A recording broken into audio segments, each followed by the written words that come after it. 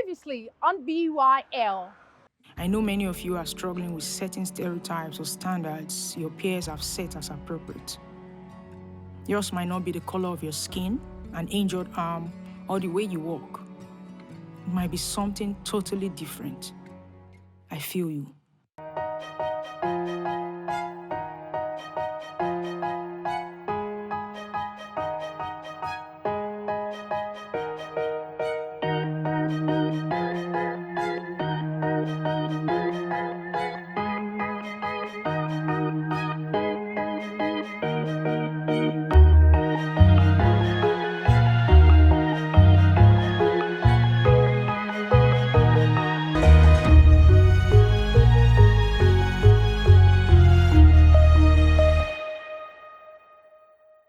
We continue to focus on how the family can help teenagers grow up in safe environments and good sense of self-worth. What I've realized is you cannot give what you don't have. And many times what parents do is really what was done to them. So they don't even realize that it is wrong. That's just the truth of the matter. You realize that many people, that was how they were raised as well, and they just feel, I turned out well. Meanwhile, you didn't turn out well, because if you turned out well, then you will not be doing what it is that you're doing. So they really just don't know a different way. And many times I think that we're preaching to the choir when we're talking to children and not to parents. Because if parents parented better, children would turn out better. For that 16-year-old, for example, I don't know why her mother should be calling her ugly. There's no reason to. There's no human being that is ugly, because there's no human being, there's no standard for fine. We're all fine in our own way. I mean, for the longest time, I believe that I have a big nose. In fact, I believe that my facial features are big. I believe I have big eyes, big nose, big lips. People have said I don't. That's what I shall believe for the longest time. And it's weird because I'm someone who wanted to do media, and in fact my passion was broadcasting. I fell in love with TV at the age of 10, watching CNN and Sky News, and it was from that age I said, I'm studying, this is my destiny, this is my future, news, like that was all it was. Then I finished school, and every time I looked at myself in the camera, all I could see was my nose. It's the weirdest thing. In fact, I had a friend who called me Noseline. That is how bad it is, you know? And he was just joking. But when you already have, these mindsets in your head, someone call you Noseline out of joke, can sound like joke, but it's just reinforcing something that adds to your insecurity. And it didn't help that what I used to watch was Western media, where everybody has narrow noses, tiny lips. I mean, they're talking and you're like, where are the lips? Then you look at your own self. Like I used to do, before I did anything, when I was still in school, I'll sit down. When phones came out, and when camera phones, I'll sit down, I'll record myself just to get used to it. And I look at them like, your lips are so big. Your nose is so huge. Oh my God, you're not made for this. Which is why when I eventually then first got out of school and after NYC, I just said, go behind the camera, because this front of camera, it's not your face. It's not for your kind of features. My deliverance came the first day I was watching TV, and I saw someone with huge lips. All I could think was, sister, don't you know your lips are huge? But it was obvious this sister was not aware. And she was there doing her thing, she was a broadcaster on a channel, and all I could see were the lips. And I thought to myself, Toyin, she's not allowing her lips hold her down. What's wrong with you? And that's when my deliverance started, to realize that there is no standard for how you should look in front of the camera. Maybe unfortunately you fed yourself with narrow noses, tiny lips, tiny eyes, exactly the standards that you thought should be, but there is no standard.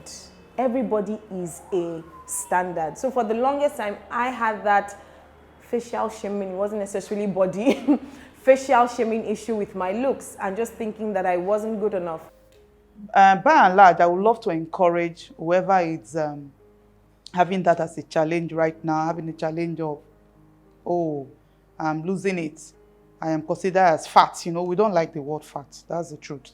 I'm considered as fat, or I'm considered as thin. It's both extreme. I'm considered as, so I want to encourage whoever is feeling that, especially a teen who is feeling like that. I want you to look at yourself right now and tell yourself that you are the best creature that God has ever made. You're the best thing that has ever happened to planet Earth. You must learn how to speak to yourself positively.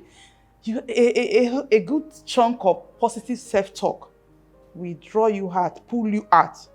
Because I like using the word that you are the one that can deliver yourself. No other person can do it for you. I can't do it for you. So you have to make that conscious decision. You have to make that choice to say, you know what, from today, enough of listening to. Because it's because you listen. You choose what you listen to. It's just like when you're watching a TV station and you don't like what the program going on, you can change the station. Same way that I'm sitting in the midst of people and all they say, they don't have any other thing to discuss, they don't have any other thing to share but than to run down people's images and make one feel depressed. You have the liberty to walk away. And you have the liberty to see if it's a place that you cannot even walk away, that, I have to be in this for this next, or maybe you're in a classroom. Of course, I can't leave this class. Please, just, you don't have to listen to what they're saying. Tune into another in your mind. Tune into another frequency in your mind. Think about something beautiful. Think about something positive that is happening to you. You can even think futuristic. Just begin to think of, imagine how you won the, what do you call it? Is it Miss World or whatever? That desire, I want to be I want to be this, I want to be trim. Think of that shape that you really want to fit into. Think of the fact that you can do it. Think of the fact that you have and again, that the way you are now is not a mistake. But the one that it is either maybe through carelessness or through whatever, maybe through improper eating, your diet, then tell yourself that, you know what? There are certain things I can change, and I know I can change it myself. So if there are things I need to stay away from, I will be more disciplined in this regard. And the same people who called you ugly, they will still come back and start giving you credit. Like, you have tried though. All of a sudden you become a role model, an example that people will give. That, do you know that Lagbaja was like this? And now it's looking so refreshed, more better and all that. So I would say, love God, love yourself, be more deliberate, be more focused, and whatever you want to achieve, you can. You are the best thing that has ever happened. Your biological family may not be your healthy support system. It may not be. Because if that family is already dysfunctional and it has affected this child, can we redeem this child's self-esteem in his or her school? Because that is another very important environment that they can be able to redeem their self-esteem. And that's why we are advocating for certain things to be in the school curriculum now. We are so academically driven in our society that we are forgetting the soft skills. Critical thinking should be in our school curriculum. Emotional intelligence should be in our school curriculum. Mental health modules on how to manage anxiety, depression, drug abuse. At least those major ones, not in social studies that is just one paragraph. Let it be a module that they teach, not even a club. Because if it's after school, I can decide not to put my child there. I say, look, I'm already doing it at home. Let it be part of it. We do physical education, 30 minutes they are out. Why can't we do mental health education? Why can't we do the emotional intelligence, put it into it, put in the self-esteem, resilience, critical thinking? Those are the ways that we build. 6 countries that are doing that. In Finland, you know that children don't even resume school till, is it 6, 7 years old before they can start school? So they want the parents to do what they have to do. And you see a lot of countries migrating there to go and see how the educational system is changing the whole outlook of the country in general. So for us, the primary unit is the family, and of course the secondary unit for the teenager is the secondary, is the school environment. So for a child that is already bastardized verbally, and verbal abuse is one abuse that we neglect, because if it's not physical with wounds and fractures and all that, is it not just they shouted on you? Why are you crying? It's so bad because it evokes a lot of emotions.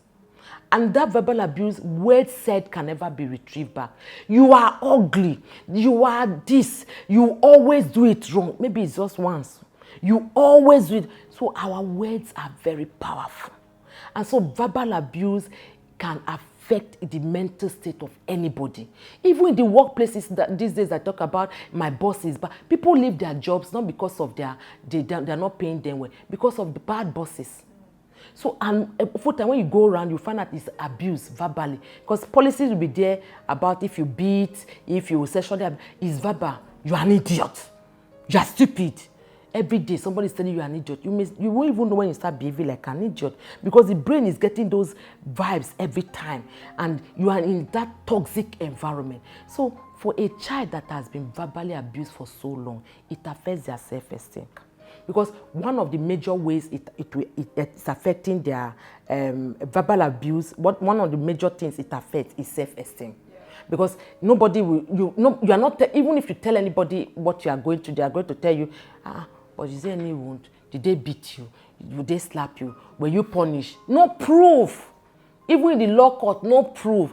But it has affected your self-esteem. So one thing you have to help with that child is building their self-esteem.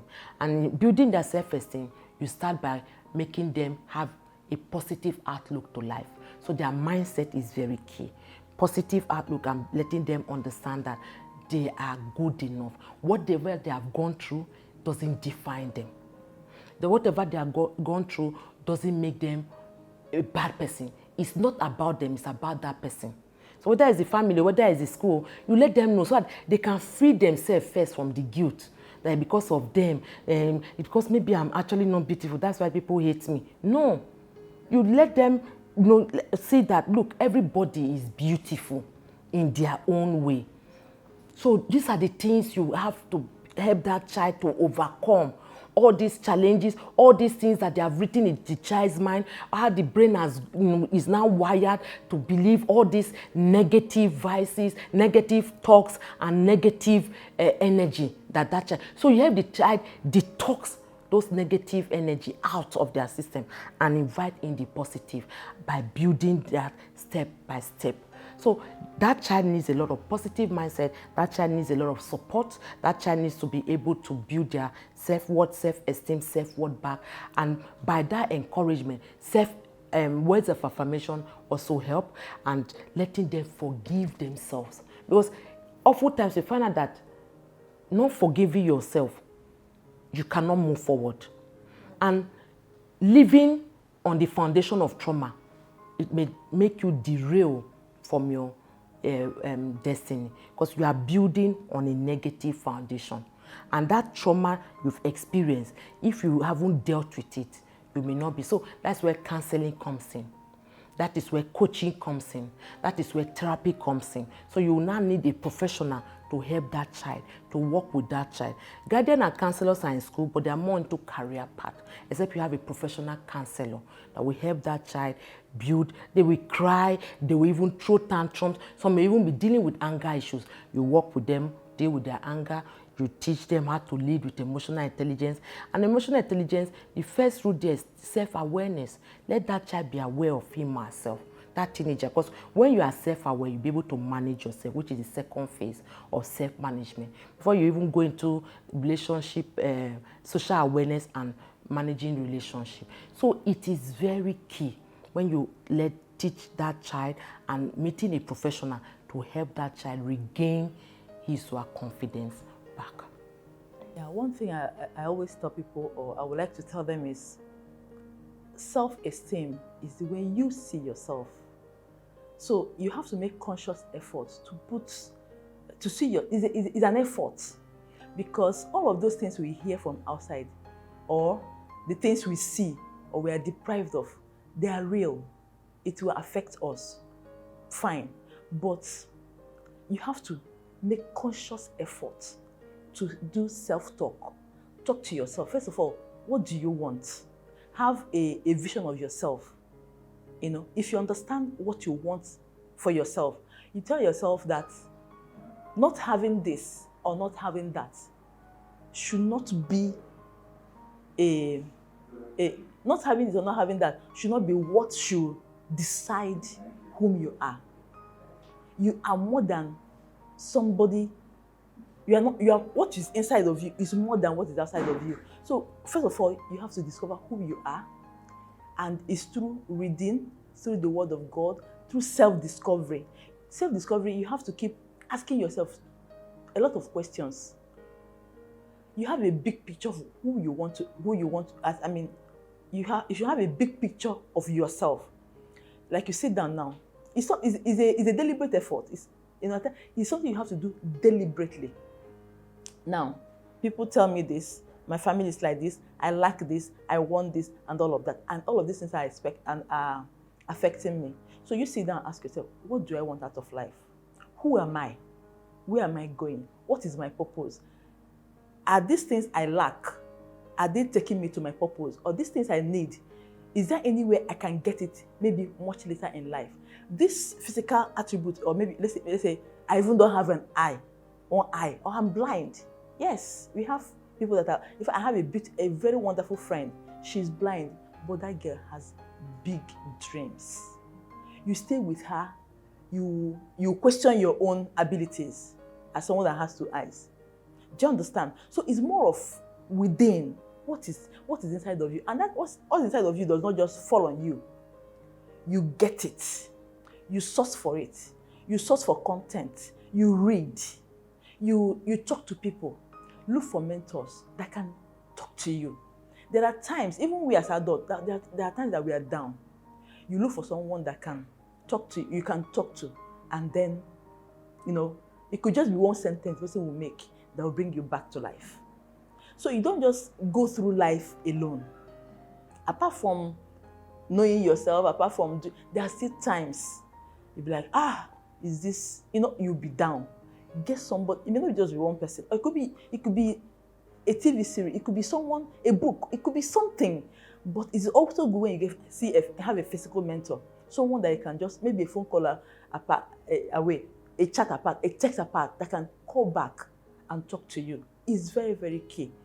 I've seen teenagers that are depressed, but just send text, Mom, I want to talk to you. Please, Ma, I want to talk to you. And you call back just after speaking with that child or that teenager. After some time, they'll call you back and say, thank you. Because you can't go through this life alone. There is so much that is happening, right from the way we are, from our family. Like I told you about myself, just that our family, my parents were divorced, is a big challenge for me. And I didn't talk to anybody. People didn't even know it's a big challenge for me. But if I had spoken to somebody, the person could be able to carry me, could even be a parent for me, to me.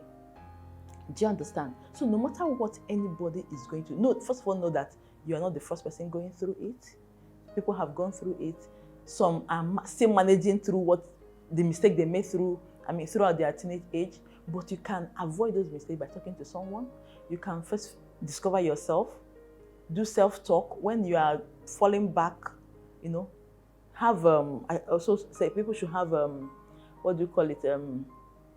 confession you do about yourself. So all these positive confessions, you say it is going deep down into your soul, even without your knowing it. Even in your sleep, you may wake up seeing yourself saying those things. All of these things will form you, they will shape you. Make sure you are in the midst of right friends. Because, like we said, peer pressure. Those 4 girls I had as friends, they really helped me.